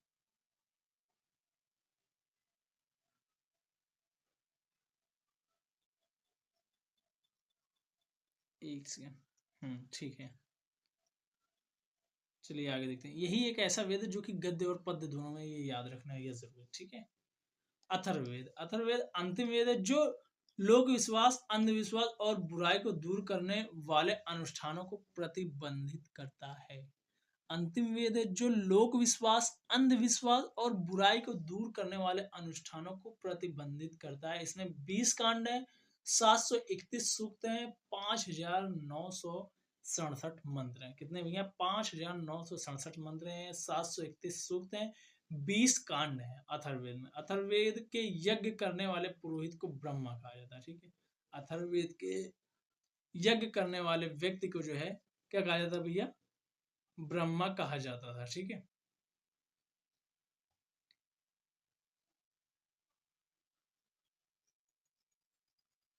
चलिए, यानी कि ब्रह्मा वही, मतलब इसको पढ़ने वाले को भी पाठ करता, यहीं पर लिख लो, पाठ करता, पाठ करता या फिर जो है यज्ञ, दोनों भी कह सकते हो, ठीक है, पाठ करता और यज्ञ, ठीक है। और गोष्ठ यानी कि गोत्र शब्द का प्रथम उल्लेख जो है अथर्ववेद में, मतलब गोत्र का उल्लेख जो है यहीं पर देखने को मिलता है। गोत्र सबसे पहले हमें कहाँ पर देखने को मिलता है, अथर्ववेद में देखने को मिलता है। सभा एवं समिति को अथर्ववेद में प्रजापति की जुड़वा पुत्री कहा गया। अथर्ववेद में क्या कहा गया भैया, प्रजापति की दो पुत्र जुड़वा पुत्रिया कहा गया, किसको? अथर्ववेद में जो है कहा गया सभा एवं समिति को। ठीक है, सभा एवं समिति को क्या कहा गया है? प्रजापति की जुड़वा पुत्रिया कहा गया। ऋषि अथर्वा और अंग्रेज जो है वह अथर्ववेद से संबंधित हैं। ठीक है, चलिए आगे देखते हैं। प्रत्येक वेद को 4 भागों में बांटा गया हुआ है। ठीक है, संहिता, ब्राह्मण और किसमें भैया? अरण्यक और किसमें भैया? उपनिषद। ठीक है, ये जो है 4 भागों में जो है इनको बांटा गया हुआ है। ठीक है, संहिताएं ये वेद के सबसे प्राचीन भाग हैं जिसमें मुख्यतः मंत्र, सूक्त एवं प्रार्थनाएं शामिल है। ये क्या है भैया? ये वेद के सबसे प्राचीन भाग है जिसमें मुख्यतः क्या है? मंत्र हैं, सूक्त हैं, प्रार्थनाएं शामिल है। जो अग्नि, इंद्र वर्षा एवं गर्जन के देवता इनको माना जाता है, और अग्नि को आग का देवता, और जो है सूर्य को सूर्य यानी कि वरुण को जल का, जैसे विभिन्न देवताओं से संबंधित है, सॉरी संबोधित है। ठीक है, संहिताएं। ठीक है, संहिताओं का पाठ धार्मिक अनुष्ठान और यज्ञों के दौरान समृद्धि, स्वास्थ्य एवं विजय के लिए ईश्वरीय आशीर्वाद प्राप्त करने हेतु किया जाता था। संहिताओं का पाठ कब किया जाता है भैया? धार्मिक अनुष्ठानों में, यज्ञों के दौरान समृद्धि, स्वास्थ्य एवं विजय के लिए जो है ईश्वरीय आशीर्वाद प्राप्त करने हेतु संहिताओं का पाठ किया जाता था। उदाहरण देख लो, ऋग्वेद संहिता में 1000 से अधिक सूक्त यानी कि भजन है ऋग्वेद संहिता में। भाई ये तो सबको पता है भाई, क्या ही बताऊं। ब्राह्मण, ब्राह्मण ये ग्रंथ वैदिक अनुष्ठानों, यज्ञों का अर्थ, प्रक्रिया एवं महत्व बताते हैं। ब्राह्मण क्या बताते हैं भैया? ये वैदिक अनुष्ठानों, यज्ञों का अर्थ बता देते हैं कि इस यज्ञ का क्या अर्थ है, उस यज्ञ का अर्थ क्या है, इस अनुष्ठान का क्या अर्थ है, क्या कैसे, ये बता दें, और प्रक्रिया उसकी बता देते हैं ब्राह्मण, और जो महत्व भी उसका यही बताते हैं। ठीक है, इसमें विस्तृत निर्देश होते हैं। इसमें क्या होता है भैया? विस्तृत निर्देश देखने को मिलता है कि अनुष्ठान कैसे और क्यों किए जाते हैं, बलिदान के पीछे का प्रतीकात्मक अर्थ क्या है, और पुरोहित के कर्तव्य क्या है, मतलब पुरोहित का इसमें कर्तव्य क्या है, बलिदान जो देते हैं उसका प्रतीकात्मक अर्थ क्या है, और क्या भैया इसमें बताया गया हुआ था कि अनुष्ठान कैसे किया जाए, मतलब यज्ञ कैसे किया जाए और क्यों किए जाते हैं। ये चीजें कहाँ पर हमें देखने को मिलती है? ब्राह्मण में देखने को मिलती है। ठीक है, उदाहरण स्वरूप ऐतरेय ब्राह्मण ऋग्वेद से जुड़ा हुआ है, और शतपथ ब्राह्मण जो है यजुर्वेद से जुड़ा हुआ है। उदाहरण स्वरूप जैसे ऐतरेय ब्राह्मण है वो यजुर्वेद से जुड़ा हुआ है, और शतपथ ब्राह्मण, सॉरी ऐतरेय ब्राह्मण जो है ऋग्वेद से जुड़ा हुआ है, और ऐतरेय ब्राह्मण जो है यजुर्वेद से जुड़ा हुआ प्रमुख ब्राह्मण ग्रंथ है। ठीक है, अरण्यक चलिए हम लोग देखते हैं भाई, अरण्यक क्या है? अरण्यक शब्द का अर्थ होता है वन से संबंधित। अरण्यक शब्द का अर्थ क्या होता है भैया? वन से संबंधित। ये ग्रंथ ऋषि मुनियों द्वारा वन में वृषांत होकर आध्यात्मिक अनुभूति और ज्ञान की खोज में लिखे गए। अरण्यक क्या होता है? शब्द का अर्थ होता है वन से संबंधित। ये जो है ग्रंथ ऋषियों मुनियों द्वारा वन में जो है विश्रांत होकर आध्यात्मिक अनुभूति और ज्ञान की खोज में लिखे गए थे। अरण्यक जो है ब्राह्मणों के कर्मकांड और उपनिषदों की दार्शनिक गहनता के बीच की कड़ी है। अरण्यक क्या भैया? ब्राह्मणों के कर्मकांड और उपनिषदों के बीच की गहनता की क्या है? कड़ी मानी जाती है। जैसे ऊपर देखो अभी आप लोगों ने ब्राह्मण पढ़ा और नीचे उपनिषद है, इनके बीच की कड़ी भी अरण्यक ही मानी जाती है। ये अनुष्ठानों के बाहरी प्रदर्शन से अधिक उनके ध्यान, प्रतीकात्मक और आंतरिक अर्थ को महत्व देते हैं। यह अनुष्ठानों के बाहरी प्रदर्शन से अधिक उनके ध्यान, प्रतीकात्मक और आंतरिक अर्थ को महत्व देते हैं। ये अनुष्ठानों के बाहरी प्रदर्शन से अधिक, यानी कि जो उनका बाहरी प्रदर्शन है उनसे अधिक ध्यान, यानी कि ध्यान किया जाए, प्रतीकात्मक और जो है आंतरिक अर्थ को महत्व देते हैं अरण्यक। ठीक है, उपनिषद। उपनिषद शब्द का शाब्दिक अर्थ होता है गुरु के समीप बैठना। ये भी कई बार एग्जाम में पूछे गए हैं, उपनिषद का अर्थ क्या होता है? तो उपनिषद का अर्थ क्या होता है भैया? गुरु के समीप बैठना क्या होता है? उपनिषद का अर्थ होता है यह दार्शनिक संवाद होता है जो गुरु और शिष्य के बीच होते हैं। यह क्या होता है भैया? दार्शनिक संवाद होता है जो गुरु और शिष्य के बीच होता है, जिसमें वास्तविकता, आत्मा यानी कि आत्मा, और परम वास्तविकता यानी कि ब्रह्मा की खोज की जाती है। जिसमें वास्तविकता की खोज की जाती है, आत्मा की खोज की जाती है आत्मा के द्वारा, और परम वास्तविकता ये खोजी जाती है ब्रह्म का, मतलब ब्रह्म जी का जो है पूजा, या फिर कह सकते हैं ब्रह्म का ध्यान करके। ठीक है, या दार्शनिक संवाद होते हैं, ठीक है, गुरु और शिष्य के बीच, ठीक है। उपनिषद जो है भारतीय दर्शन यानी कि वेदांत के मूल हैं। उपनिषद क्या है? भारतीय दर्शन वेदांत के मूल है और इनमें कर्म, मोक्ष, आत्मा और ब्रह्मा जैसे विचारों पर चर्चा होती है। इसमें क्या होता है? कर्म, मोक्ष, आत्मा और ब्रह्मा जैसे विचारों पर चर्चा होती है। क्या होता है भैया? इसमें जो है कर्म, मोक्ष, आत्मा और ब्रह्मा जैसे विचारों पर क्या होती है भैया? चर्चा होती है। 108 निषद जो है, उपनिषद जो है प्रमाणिक है, जिसमें प्रमुख उपनिषद कौन कौन से हैं? ईश है, केन है, कठ है, प्रश्न है, मुंडक, मांडुक्य, छांदोग्य एवं जो है बृहदारण्यक। ये जो है इतने उपनिषद जो है प्रमुख माने जाते हैं। 108 उपनिषद जो है प्रमाणिक है, ठीक है भाई, यानी कि 108 उपनिषद है, ठीक है। चलिए पुराण हम लोग देखते हैं। पुराण क्या है भैया? पुराण प्राचीन हिंदू ग्रंथ है जो पौराणिक कथाओं, सृष्टि रचना, वंशावली और नैतिक शिक्षाओं का वर्णन करते हैं। पुराण क्या है? प्राचीन हिंदू ग्रंथ है जो पौराणिक कथाओं, सृष्टि संरचना, वंशावली और नैतिक शिक्षाओं का वर्णन करते हैं, ठीक है। इनकी संख्या 18 महापुराण प्रमुख है और 18 उपपुराण यानी कि गौड़ जिनको कहा जाता है मानी जाती है।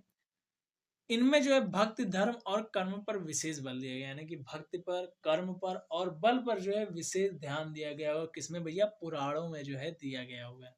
पुराण में क्या क्या चीजें दी गई हैं? पुराण प्राचीन हिंदू ग्रंथ है जो पौराणिक कथाओं, सृष्टि संरचना, वंशावलियों और नैतिक शिक्षाओं का वर्णन करते हैं। इनकी संख्या 18 पुराण प्रमुख है, 18 उप पुराण गौड़ मानी जाती है। इसमें भक्ति, धर्म और जो है कर्म पर विशेष बल दिया गया हुआ है, ठीक है भाई। चलिए आगे देखते हैं पुराण कौन कौन से हैं। स्कंद पुराण सबसे लंबा पुराण है जिसमें 81,000 श्लोक हैं। कितने भैया? 81,000 श्लोक है भाई। स्कंद पुराण सबसे लंबा पुराण माना जाता है। यह तीर्थ यात्राओं और धार्मिक अनुष्ठानों का विस्तार से वर्णन करता है। भाई मेरी भांजी आई हुई है, डिस्टर्ब कर रही है। जाओ अभी मैं आ रहा हूँ, जाओ। हाँ जाओ, अभी आ रहा हूँ, दे रहा हूँ। स्कंद पुराण जो है सबसे लंबा पुराण है जिसमें 8100 श्लोक हैं। यह तीर्थ यात्राओं और धार्मिक अनुष्ठानों का विस्तार से वर्णन करता है। यह करता है भैया, तीर्थ यात्राओं और धार्मिक अनुष्ठानों का विस्तार से वर्णन करता है स्कंद पुराण। ये सबसे लंबा पुराण है, ठीक है भाई। मार्कंडेय पुराण सबसे छोटा पुराण माना जाता है। स्कंद पुराण सबसे बड़ा, मार्कंडेय जो है वह सबसे छोटा है जिसमें 9,000 श्लोक हैं। इसके अंदर देवी महात्म में यानी कि देवी दुर्गा का महिमा मंडन शामिल है मार्कंडेय पुराण में। मार्कंडेय पुराण में क्या है भैया? इसमें जो है ये सबसे छोटा है। इसमें माता देवी महात्म में यानी कि देवी दुर्गा का महिमा मंडन जो है शामिल है। इसमें 9,000 टोटल जो है श्लोक है, ठीक है। मत्स्य पुराण लगभग इसमें 14,000 श्लोक हैं जो मत्स्य अवतार और महाप्रलय का विशेष उल्लेख है, यानी कि जब मत्स्य अवतार हुआ था भगवान विष्णु जी का, उसमें मत्स्य पुराण में ये चीजें दी गई हैं और महाप्रलय का विशेष उल्लेख देखने को हमें मत्स्य पुराण में मिलता है जिसमें 14,000 श्लोक देखने को हमें मिलते हैं। ब्रह्म पुराण या ललिता सहस्त्र नाम यानी कि देवी ललिता के 1,000 नाम सम्मिलित करता है ब्राह्मण पुराण, ठीक है। चलिए आगे देखते हैं। वैदिक परंपराओं के अन्य ग्रंथ कौन कौन से? वेदांग सहायक अनुशासन है। ये वेदों के अध्ययन में सहायता के लिए जो है विकसित है। इनमें शामिल कौन कौन से हैं ये चलिए हम लोग अभी देखते हैं। पहले वेदांग समझ लो, ये क्या है? वेदों के अध्ययन के लिए सहायता करते हैं, इसीलिए इनका जो है इनका विकास हुआ किसका? वेदांग का, ठीक है। सांड दर्शन सॉरी सांड दर्शन में कह देता हूँ भाई, षड दर्शन, न्याय, योग, सांख्य, पूर्व मीमांसा, वैशेषिक और जो उत्तर मीमांसा, ये मैंने आप सभी लोग को बताया था। चलिए ये कौन कौन से देखते हैं। न्याय क्या है? ईश्वर और तार्किक खोज और सृष्टि के चरण जो है ये न्याय में आते हैं। प्रणेता जो है इसके कौन है? गौतम मुनि है। और दूसरा क्या है? योग है षड दर्शन में। यह जो है आत्म विकास के लिए योग का अभ्यास है। आत्म विकास के लिए योग का अभ्यास जो है वह जो है योग में आता है। इसके प्रणेता कौन है? पतंजलि है। मोक्ष यानी कि सांख्य में क्या था? मोक्ष पर केंद्रित है। सांख्य जो है पूर्णतः सदर्शन में सांख्य जो है वो पूर्णतः जो है मोक्ष पर केंद्रित है, जो कि आत्म साक्षात्कार होता है। मोक्ष मतलब क्या होता है? आत्म साक्षात्कार, यानी कि खुद को जानना ही क्या होता है? मोक्ष सांख्य में आता है। ठीक है, इसके प्रणेता कौन है? कपिल मुनि है। पूर्व मीमांसा, पूर्व मीमांसा क्या है भाई? इसमें जो है वांछित फलों की प्राप्ति हेतु वैदिक अनुष्ठानों का प्रचार किया गया है। पूर्व मीमांसा में क्या किया गया है भाई? यानी कि यज्ञों का जो है प्रचार प्रसार किया गया है। इसके प्रणेता कौन माना जाता है? इसके प्रणेता जो है, यानी कि इसके लेखक या फिर जो भी कह सकते हो, वो जो है जैमिनी है। ठीक है, वैशेषिक, वैशेषिक क्या होता है? वास्तविकता के स्वरूप और उसे नियंत्रित करने वाले सिद्धांतों से संबंधित है। यानी कि वास्तविकता के स्वरूप इसमें है और उनसे जो है, उसे जो है नियंत्रित करने वाले सिद्धांतों का से ये संबंधित कौन? वैशेषिक। इसके प्रणेता कौन है भैया? कणाद माने जाते हैं। उत्तर मीमांसा मुक्त के लिए आत्म साक्षात्कार, मुक्त के लिए आत्म साक्षात्कार, भक्ति और ज्ञान पर बल देता है कौन? उत्तर मीमांसा। इसके प्रणेता व्यास हैं। कौन है भैया? इसके प्रणेता व्यास हैं उत्तर मीमांसा के। ठीक है, ये आप सभी लोग याद कर लेंगे। साढ़ दर्शन, षड दर्शन, सॉरी साढ़ दर्शन मैं हर बार कह देता हूँ भाई। महाकाव्य, महाकाव्य का अर्थ है महान कविता जो एक लंबी कथात्मक रचना होती है। महाकाव्य का अर्थ क्या होता है? महान कविता जो एक लंबी कथात्मक रचना होती है, आमतौर पर ऐतिहासिक, पौराणिक या धार्मिक विषयों पर आधारित है। आमतौर पर ये क्या होती है भैया? महाकाव्य ये जो है ऐतिहासिक होती है, पौराणिक या फिर क्या होती है? धार्मिक विषयों पर आधारित होती है। दो महान महाकाव्य हैं, कौन कौन से हैं भैया? तो वह जो है महाभारत है। महर्षि जो है वेद व्यास द्वारा जो है ये रचित है। इसमें 18 पर्व पुस्तक है इसकी। और हरिवंश है, यानी कि परिशिष्ट, लगभग जो है 1 लाख से अधिक श्लोक इसमें है। ठीक है, रामायण जो है महर्षि वाल्मीकि द्वारा, इसमें 7 कांड यानी कि पुस्तकें एवं लगभग जो है 24,000 श्लोक दिए गए होंगे। इसमें कितने भैया? 24,000 श्लोक दिए गए हैं। ये महाभारत का भी पूछा हुआ है और रामायण का भी पूछा हुआ और रामचरितमानस का भी पूछा हुआ है। रामचरितमानस जो है तुलसीदास जी द्वारा, रामायण महर्षि वाल्मीकि द्वारा, इसमें 7 कांड हैं। और महाभारत महर्षि वेद व्यास द्वारा जो है 18 पर्व है। ठीक है, चलिए आगे देखते हैं।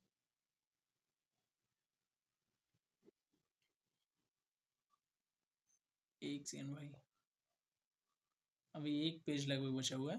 लगभग 20-25 मिनट और क्लासेज अभी आप सभी लोगों की चल सकती हैं। ठीक है, लगभग ये जो है 2 घंटे के आसपास क्लास जाएगी। मैं सोच रहा हूँ पूरा कंप्लीट समाप्त करवाऊँ, जिससे एक प्रकार से मतलब लगे कि हाँ भाई सारी की सारी चीजें समाप्त।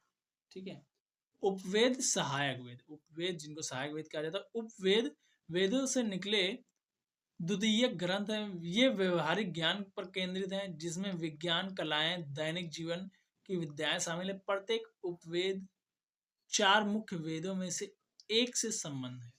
यानी कि जो मतलब उपवेद हैं, उपवेद जो किसी ना किसी प्रकार से जो है वह क्या है भैया? वेद से ही संबंधित है। जैसे आयुर्वेद, वह किससे संबंधित है भैया? आयुर्वेद जो है वह किससे संबंधित है? एक सेकंड रुक जाओ, स्टॉप इरेजर कर दो। आयुर्वेद जो है वह किससे संबंधित है भैया? तो वह ऋग्वेद से संबंधित है। ठीक है,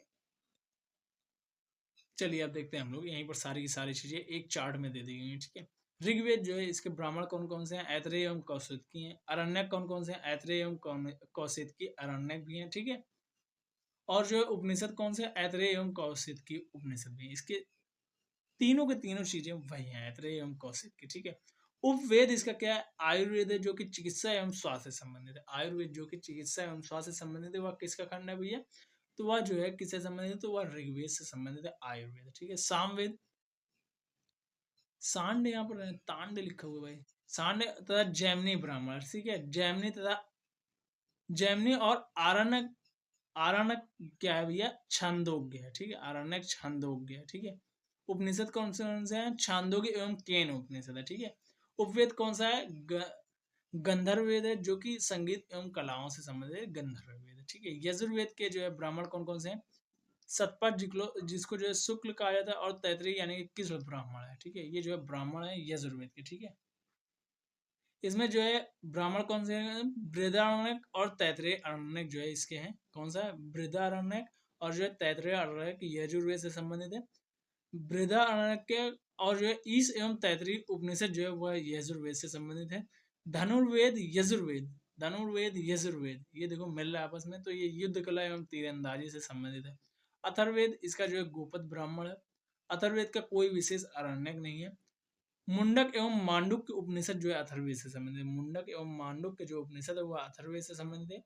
ये जो है शिल्प वेद, अथर्ववेद जो है शिल्प वेद से संबंधित है। अथर्ववेद जो है सॉरी शिल्प वेद जो है अथर्ववेद से संबंधित है। इसका उपवेद जो है शिल्प वेद है, जिसमें जो है वास्तुकला के बारे में बताया गया हुआ है। ठीक है, धातुओं का ज्ञान ये सब कुछ चलिए हम लोग देख लेते हैं। एक सेकंड रुक जाओ।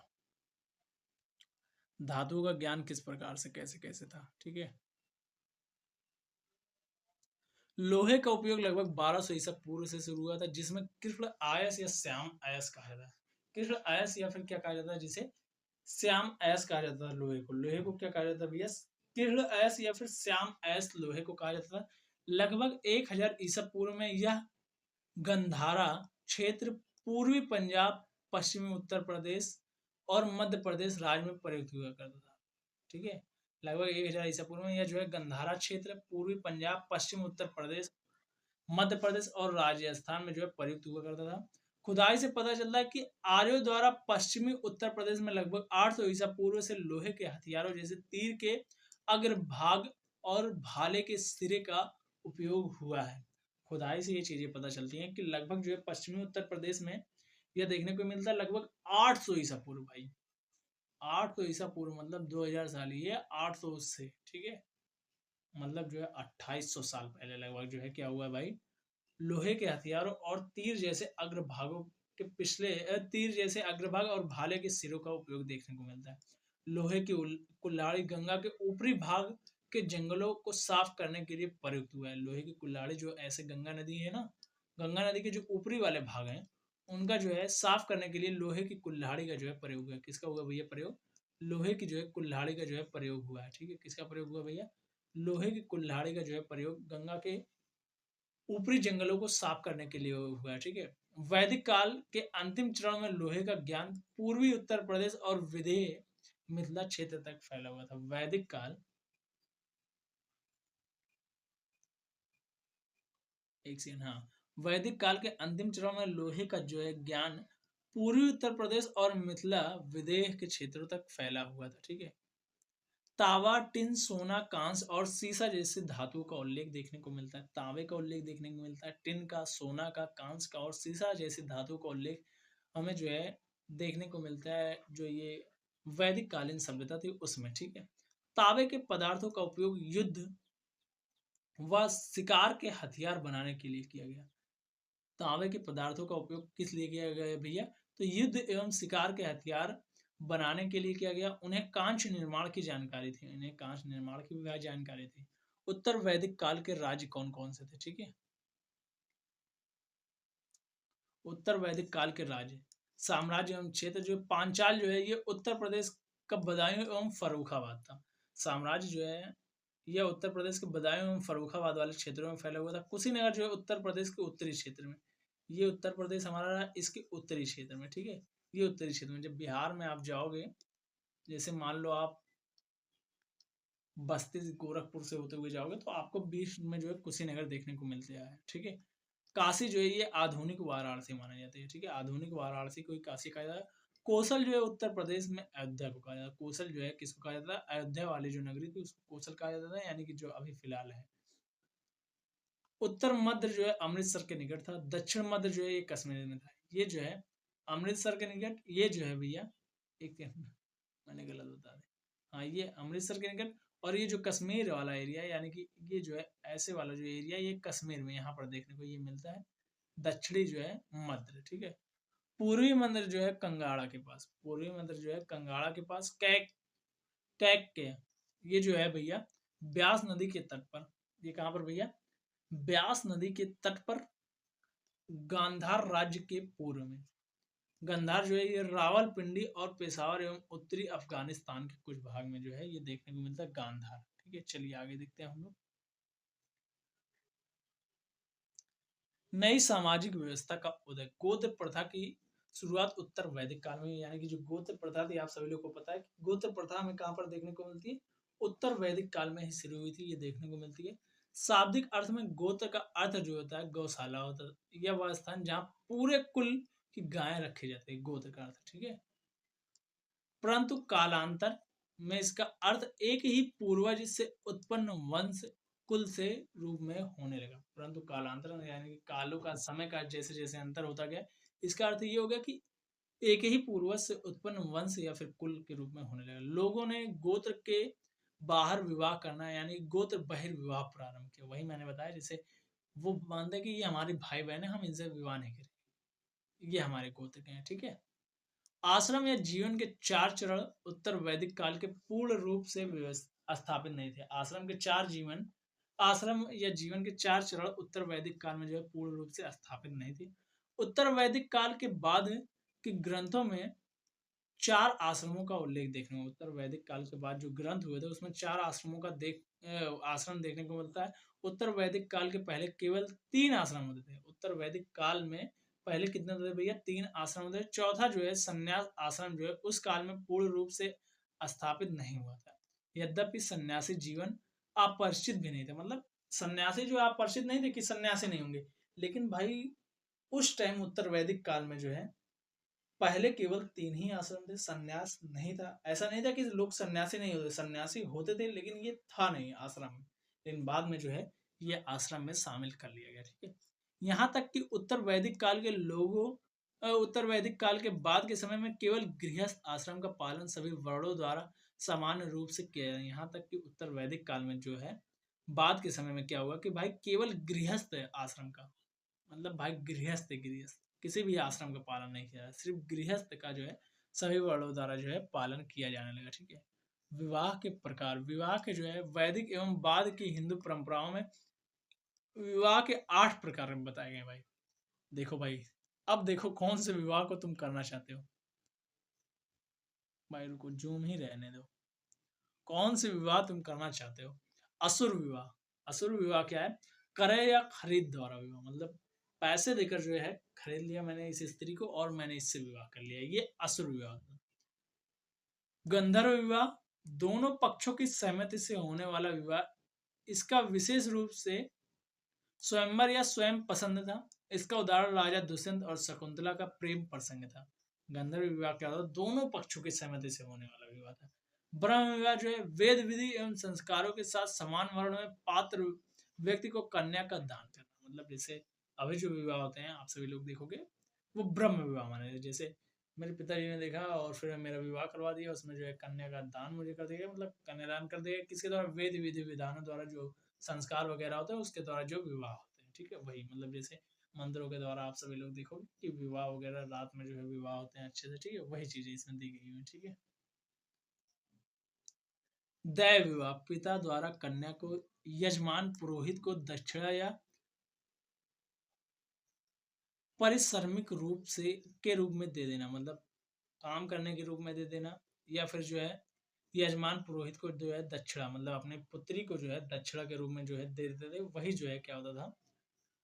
दैव विवाह कहलाता था, ठीक है। आर्ष विवाह, इस विवाह में वर कन्या के पिता को एक या दो जोड़ी गाय या बैल देकर विवाह संपन्न करता था। आर्ष विवाह क्या होता था?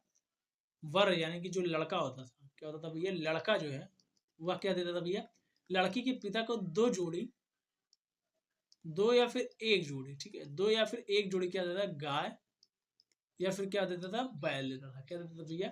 बैल देता था। गाय देते या फिर बैल देते भाई। लड़का, लकड़ा मैंने लिख दिया भाई, भाई योग के लिख दिया मैंने, लड़के को लकड़ा लिख दिया मैंने। लड़का क्या करता था भैया? ये दो जोड़ी या फिर एक जोड़ी जो है गाय या बैल देकर जो है विवाह संपन्न करता था। कौन सा विवाह होता था? वो आर्ष विवाह कहलाता था। क्या कहलाता था भैया? आर्ष विवाह कहलाता था, ठीक है। प्रजापत्य विवाह, बिना देह या कन्या मूल के संपन्न होने वाला विवाह, बिना दहेज, सॉरी, प्रजापत्य विवाह क्या होता है? बिना दहेज और कन्या मूल्य के साथ संपन्न होने वाला विवाह, मतलब जैसे जो लोग दहेज वगैरह नहीं लेते, ये प्रजापत्य जो है विवाह कहलाता है। पैशाच विवाह, किसी सोई हुई, विक्षिप्त या नशे में स्त्री के साथ बलपूर्वक संबंध, इसे विवाह नहीं कहा जा सकता है। इसे जो है पैशाच कहा जाता है, मतलब दैहिक संबंध, सोई हुई या फिर विच्छिद या फिर नशे में जो स्त्री है उसके साथ तुमने दैहिक संबंध बना लिया, बलपूर्वक संबंध उससे बना लिया, इसको जो है दैहिक में कह रहा हूँ भाई, सॉरी सॉरी, मतलब उसके साथ बलपूर्वक संबंध बना लिया, तो उसे क्या कहा जाता है भाई? पैशाच्य विवाह कहा जाता है, लेकिन इसे विवाह नहीं कहा जा सकता, ठीक है। राक्षस विवाह, अपहरण द्वारा संपन्न विवाह। राक्षस विवाह क्या होता है भाई? अपहरण कर लिया, मतलब जो भगा कर ले जाते हो भाई, वो राक्षस विवाह होता है भाई। क्या होता है भाई? वो राक्षस विवाह होता है, जो भगा कर ले जाते हो, विवाह करते हो, ठीक है। ये आठों विवाह, विवाह के आठों प्रकार समाप्त हुए यहाँ पर। और पारंपरिक हिंदू धर्म विवाह दो प्रकार की थी भाई। पारंपरिक हिंदू विवाह जो है किस प्रकार की थी? दो प्रकार की थी, अनुलोम एवं प्रतिलोम। कौन कौन सी थी भैया? अनुलोम थी और प्रतिलोम थी। अनुलोम में क्या होता था?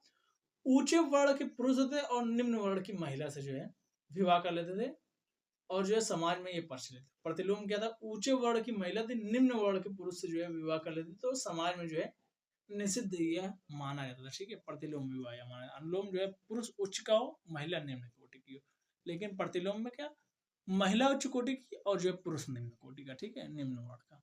चलिए एग्जाम ट्रिविया हम लोग देखते हैं। एग्जाम ट्रिविया ये काफी अच्छी चीज है इस पुस्तक में।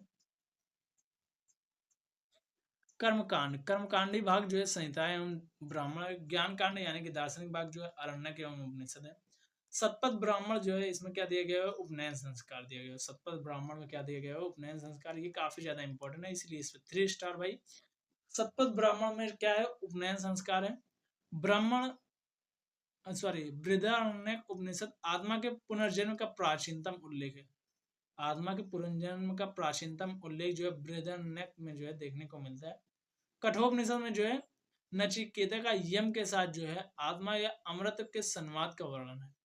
नचिकेता का यम के साथ जो है वर्णन किसके साथ देखने को मिलता है? कठोपनिषद में यम का नचिकेता के साथ संवाद जो है, यानी कि नचिकेता का यम के साथ संवाद जो है किसमें देखने को मिलता है? कठोपनिषद में। और जो है मुंडक उपनिषद में क्या देखने को मिलता है? सत्यमेव जयते, सत्य का ही विजय होता है का उल्लेख, जिसके बाद भारत का राष्ट्रीय उद्घोष बना। ये भारत में जो है, भारत में जो है बाद में क्या बोला? राष्ट्रीय उद्घोष बना। ये मुंडक उपनिषद में सत्यमेव जयते। मुंडक उपनिषद में क्या है? सत्यमेव जयते है। मनुस्मृति ग्रंथों का भाग है। मनुस्मृति क्या है? स्मृति ग्रंथों का भाग है, जो श्रुति वैदिक ग्रंथों पर आधारित किंतु ऋषियों द्वारा जो है कालांतर में रचित है, ठीक है। धर्मशास्त्र जो है हिंदू विधिक और नीति शास्त्र ग्रंथ है, जो आचरण के नियम, कर्तव्य, सामाजिक विधियां निर्धारित करता है, ठीक है। धर्मशास्त्र कहता है हिंदू विधिकता, और नीति शास्त्र जो है ग्रंथ है जो कि आचरण के नियम, कर्तव्य एवं सामाजिक विधियां निर्धारित करता है। ऋग्वेद, यजुर्वेद, सामवेद को वेद त्रयी या फिर त्रयी कहा जाता है, ठीक है। इनको क्या कहा जाता है भैया? वेद त्रयी कहा जाता है। ऋग्वेद, यजुर्वेद और सामवेद को जो है क्या कहा जाता है भैया? वेद त्रयी या फिर त्रयी कहा जाता है। उत्तर वैदिक काल में गणित संकल्पनाओं का उदय हुआ, जो प्राचीन भारत में शून्य एवं दशमलव पद्धति के आविष्कार के योगदान देने वाले थे। मतलब उत्तर वैदिक काल में क्या हुआ था भाई? गणितीय संकलनाओं का जो है उदय हुआ था, जिसमें जीरो की हम लोग देख सकते हैं और दशमलव पद्धति का आविष्कार जो है हम देखने को हमें मिलता है। सुश्रुत प्राचीन भारतीय चिकित्सक वैदिक युग के अंतिम काल में जीवित माने जाते हैं। वैदिक युग के अंतिम काल में जो है सुश्रुत जीवित माने जाते हैं, जो कि प्राचीनतम भारतीय चिकित्सक ने जो है मोतियाबिंद हटाने, प्लास्टिक सर्जरी और घाव सिलने जैसी शल्य क्रियाएं की। जो सुश्रुत थे इन्होंने मोतियाबिंद हटाने, मतलब मोतियाबिंद अभी आप सभी लोग देखते हो, उस टाइम भी भाई हटाने की क्षमता होती थी हमारे जो लोग रहते थे जो भारत में, उनके पास ये चीजें होती थी। और जब प्लास्टिक सर्जरी भाई, अभी जो हम सर्जरी करते हैं वो भी हमारे यहाँ आविष्कार हो चुका था पहले ही भाई। प्लास्टिक सर्जरी एवं घाव सिलने जैसी शल्य क्रियाएं ये जो है सुश्रुत ने जो है की हुई है, ठीक है। विदत को सबसे प्राचीन जनजातीय सभा माना जाता है, जिसका ऋग्वेद में जो है 122 बार उल्लेख देखने को मिलता है। विदत जो है सबसे प्राचीन जो है जनजातीय सभा देखने को मिलती है। विदत जो कि किसमें भैया? प्राचीनतम सभा मानी जाती है, जनजातीय सभा मानी जाती है, जो कि ऋग्वेद में जिसका 122 बार उल्लेख देखने को मिलता है। 16 संस्कार गर्भाधान से मृत्यु तक के दीक्षा संस्कार है। 16 संस्कार जो है क्या है भैया? गर्भधान, गर्भ में जब बच्चा धारण करता है उसे मृत्यु तक के दीक्षा तक के ये 16 संस्कार माने जाते हैं। जैसे गर्भाधान, उपनयन, विवाह, अंत्येष्टि, ये सारे के सारे क्या होते हैं? संस्कार होते हैं, जो उत्तर वैदिक काल के गृह सूत्रों में वर्णित है। किसमें भैया? उत्तर वैदिक काल में 16 संस्कारों का वर्णन गृह सूत्रों में वर्णित देखने को मिलता है। वैदिक युग में ऋग्वेद में सर्वाधिक उल्लिखित शब्द जो है इंद्र के लिए जो है 250 बार, इंद्र जो है 250 बार लिखे गए। अग्नि जो है 200 बार, सोम 120 बार, 10 यानी कि दस्यु जो है 80 बार लिखे गए हैं। दस्यु का जो है 80 बार उल्लेख देखने को मिलता है। इंद्र का 250, अग्नि का जो है 200 बार और जो है सोम का 120 बार उल्लेख देखने को मिलता है भाई। ठीक है, तो आज के लिए बस इतना ही। Thank you so much. मिलते हैं नेक्स्ट क्लास में। वीडियो अच्छी लगी हो तो अपने दोस्तों के साथ शेयर करना भाई, और उनसे कहना कि भाई अब डेली क्लास जाएंगे। एक भी क्लास आप लोगों की एक भी दिन अब मिस आप सभी लोगों को देखने को नहीं मिलेगी। ठीक है, थैंक यू सो मच। मिलते हैं नेक्स्ट क्लास में, तब तक के लिए bye bye, tata, see you. और चैनल को सब्सक्राइब, वीडियो को लाइक करना ना भूलें।